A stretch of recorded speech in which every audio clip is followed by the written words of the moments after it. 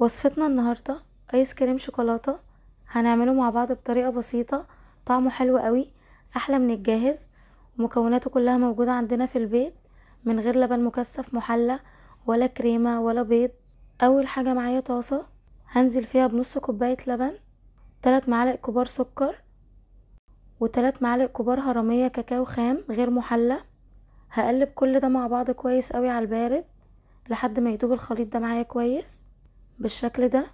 بعدين هشغل النار مع استمرار التقليب، واول ما يوصل للقوام ده ويغلي هرفعه من على النار على طول، وهسيبه في بولة على جنب يبرد تماما. انا دخلته التلاجة نص ساعة، وده شكله بعد ما برد. شايفين القوام تقل ازاي؟ قوامه تقيل وغني وطعمه حلو قوي. بعدين الخطوة اللي بعد كده، عندي بولة هضيف فيها كيس من الكريم شانتيه مع كوباية لبن مثلج، وهخلطهم كويس قوي مع بعض بالمضرب الكهربائي. واول ما يبقى قوامه تقيل كده هبدأ انزل عليهم بالصوص اللي عملناه ده، واخلطهم كويس قوي مع بعض لغاية لما يوصل للشكل ده.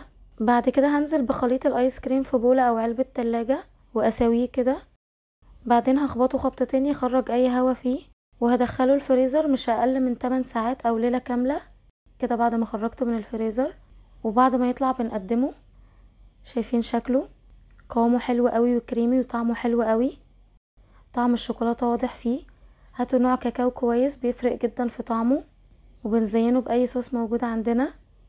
بس كده، هستناكم تجربوه وتقولوا لي رأيكم.